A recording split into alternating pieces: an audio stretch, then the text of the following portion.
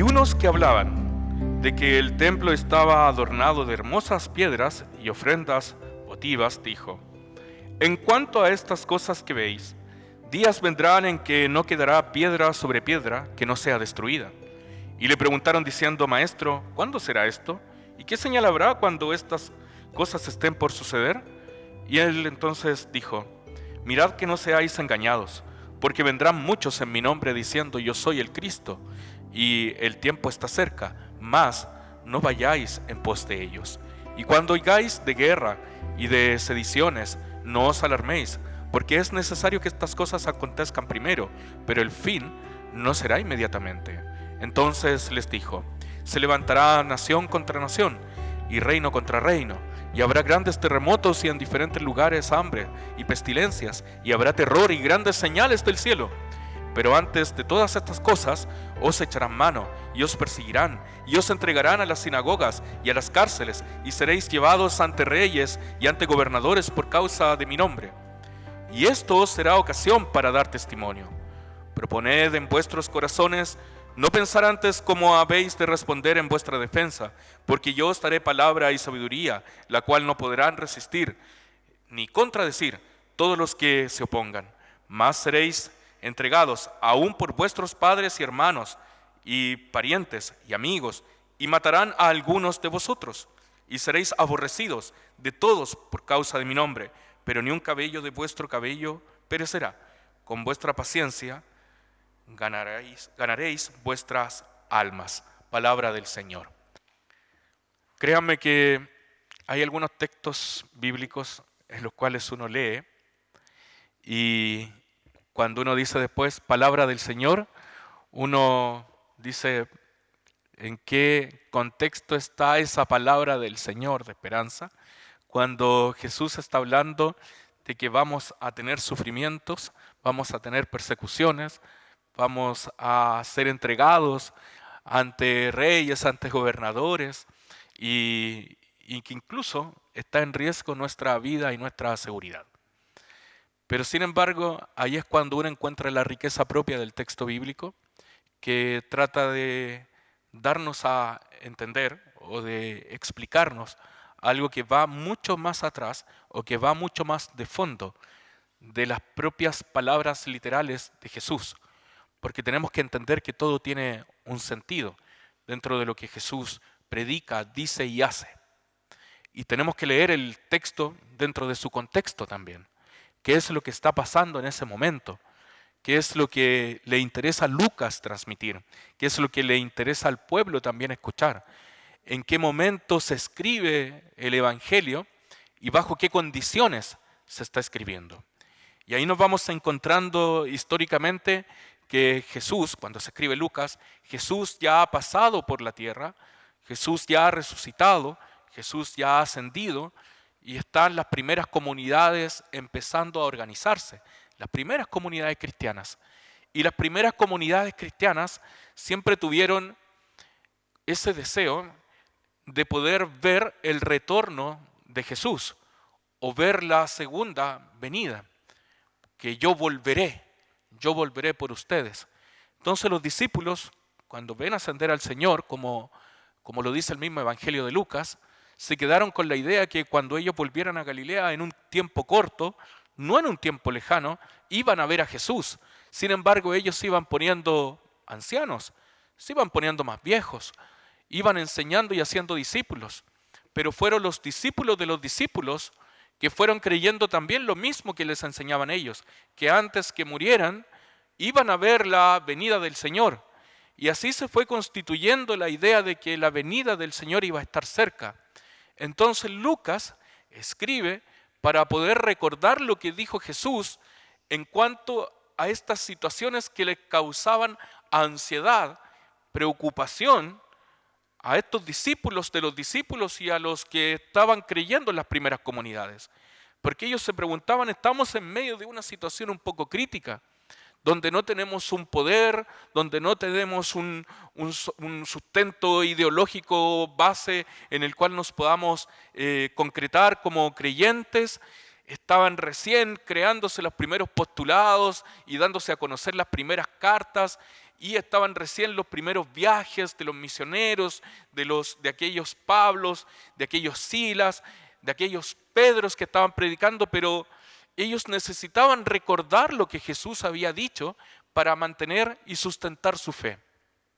Y en ese sustentar y mantener la fe viene también la decadencia o viene también la desesperanza del ser humano, que muchas veces pone su idea, pone su esperanza y su confianza más en las instituciones o más en las personas o en el poder social que en la propia imagen de algo que no se ve, que vendría siendo Jesús o Cristo.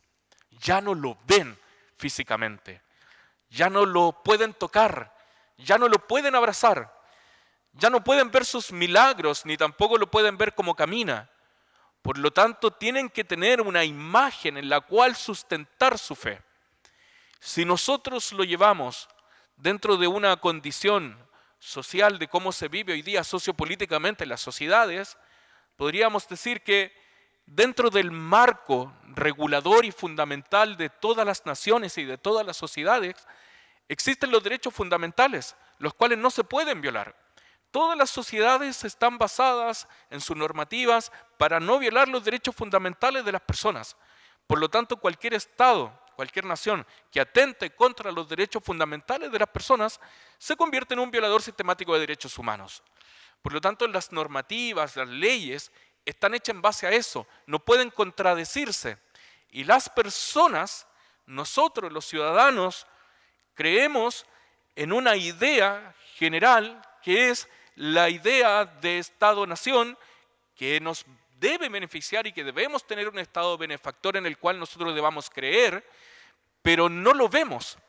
Pero sí creemos ideológicamente que dentro de sus intenciones, de sus leyes y de sus normativas, pueden hacer algo bueno por nosotros.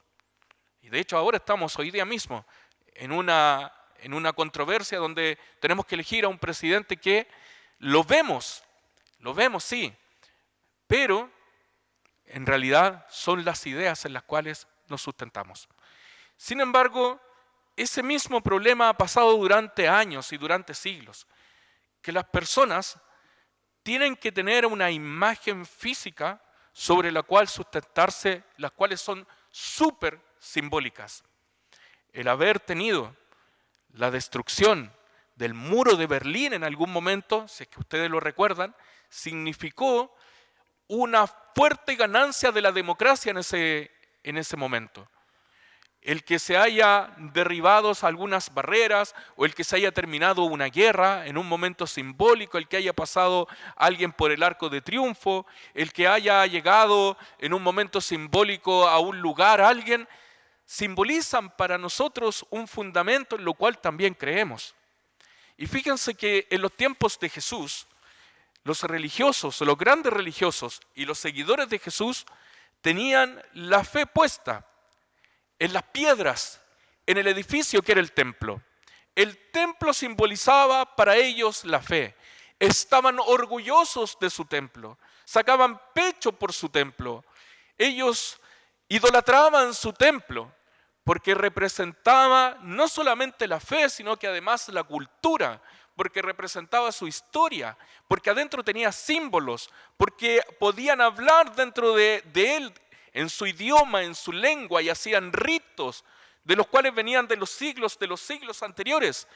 Por lo tanto, cuando Jesús predice la destrucción del templo, no está solamente prediciendo la destrucción de un espacio físico, sino que de un sustento simbólico y fundamental de la vida, de la fe y de la cultura judía.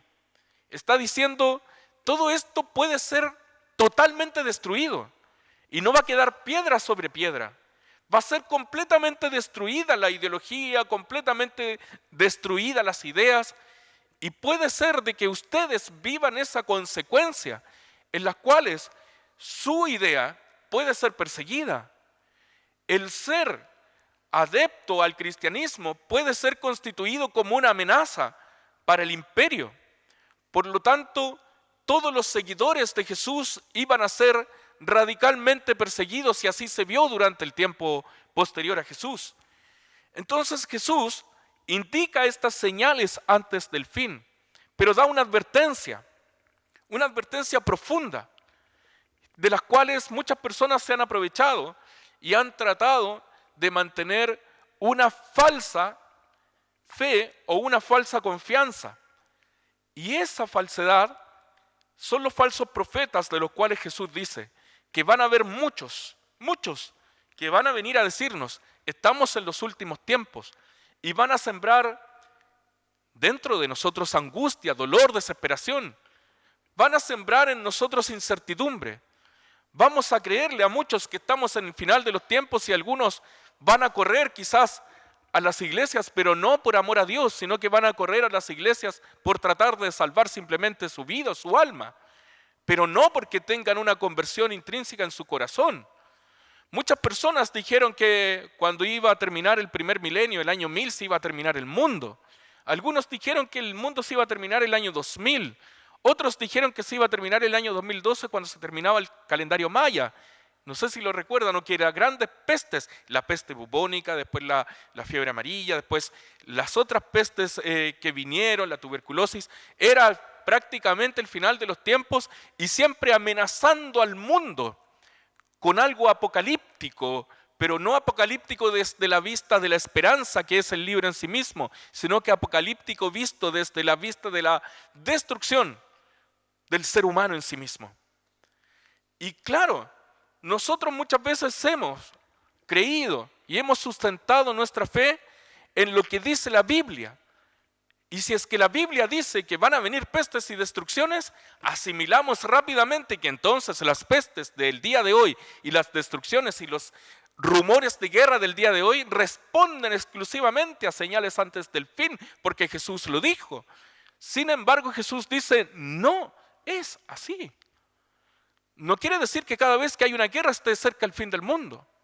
Vamos a vivir constantemente en un sistema en el cual el ser humano, por su naturaleza, va a querer siempre destruir el plan perfecto de Dios.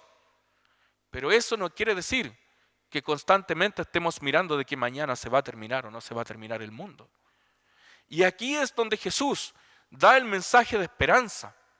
Y termina el texto diciendo de que, sin embargo, aunque vamos a ser aborrecidos, quizás vamos a ser entregados, porque van a entregarnos a otros diciendo: estamos hablando cosas que no corresponden de acuerdo a los tiempos. Sin embargo, el mensaje de esperanza, el mensaje de Jesús es potente, fuerte, y simboliza la esencia y el fundamento de nuestra fe, hermanos y hermanas. Porque nuestra fe no está puesta en este edificio. Nuestra fe no está puesta en una doctrina. Nuestra fe está puesta en Jesucristo el Señor, en su vida y en su obra. Nuestra fe está puesta en el Cristo resucitado, en el Cristo que vino, que murió y resucitó y vive y reina para siempre.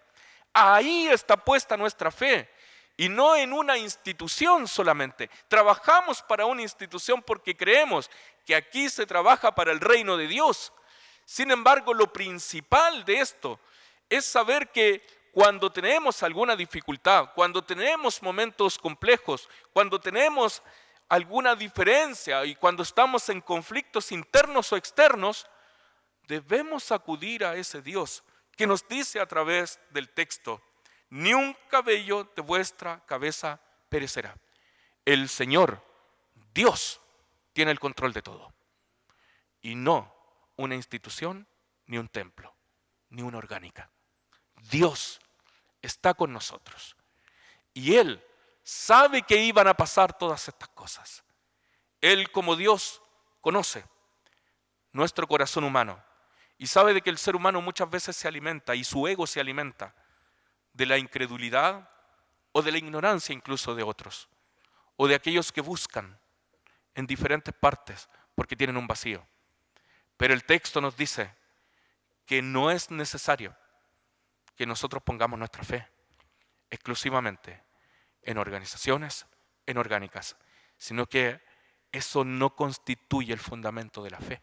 lo que lo constituye es creer que Dios es el real protector de nuestras vidas, que Cristo es el real salvador de nosotros. Por eso, predice la destrucción del templo. Sí, eso pasó. El templo se destruyó. Años después se destruyó completamente el templo de Jerusalén y no tenían dónde ir a adorar. Sin embargo, la fe permaneció. Y nosotros, hermanos, podemos tener una fe muy fuerte, pero debemos revisar hoy día si es que nuestra fe está fundamentada en Jesucristo o está fundamentada en una ley escrita por el hombre. Hoy más que nunca debemos creer que Dios nos puede acompañar, puede estar con nosotros, aunque se destruyan los templos, aunque se caiga la tierra, aunque hayan señales del fin, aunque creamos que todo se va a acabar, hay alguien que permanece fiel, Jesucristo nuestro Señor. Y Él va a estar con nosotros todos los días hasta el fin del mundo. En eso se sustenta y en eso se basa nuestra fe. Hoy día podemos decir que físicamente, no vemos a Dios. Pero sí podemos decir que simbólicamente lo vemos en todos lados. Donde hay una expresión de amor, ahí está Dios. Donde hay una expresión de solidaridad, ahí está Dios. Donde hay una reconciliación, ahí está Dios. Donde hay un abrazo fraterno, ahí está Dios. Donde hay misericordia y donde hay paz, ahí está Dios. Creamos en ese Dios que nos dice que estará con nosotros, aunque se derrumben todas las cosas alrededor de nosotros, aunque hayan señales que nos intenten decir que dejemos nuestra fe, o hayan señales que nos amenacen, sigamos adelante, hermanos, porque Dios nos dice que ningún cabello, es decir, absolutamente todo lo que somos, está en control de Él y Él no dejará que eso perezca. Dios está con nosotros. Gracias sean dadas a Dios por seguir insistiendo y recordándonos que Él no nos va a abandonar. Siempre el Señor buscará para nosotros una forma en la cual acercarse. Oremos al Señor. Gracias, Señor, te damos por el texto bíblico. Gracias, Señor, porque nos recuerda y nos desafía a poder mirar la vida con optimismo y con esperanza, sabiendo, Señor, de que pueden suceder muchas cosas alrededor de nosotros. Podemos ver cómo se destruyen algunas ideologías, podemos ver cómo se destruyen algunos hitos simbólicos, pero hay algo que nunca va a ser destruido, que es nuestra confianza en ti, Señor. Hay algo que no puede ser destruido, que es nuestra fe en el Señor Jesús. Y por eso nosotros trabajamos día a día. Y para eso, Señor, seguimos creyendo. Pedimos ahora que fortalezcas nuestra fe y que podamos sentir que, aunque muchos hablen de cosas que nos pueden acontecer o dañar, aún así seguiremos creyendo, seguiremos confiando, seguiremos cantando, sabiendo de que nuestra vida está muy bien y muy resguardada en tus manos. En el nombre de Jesús, amén.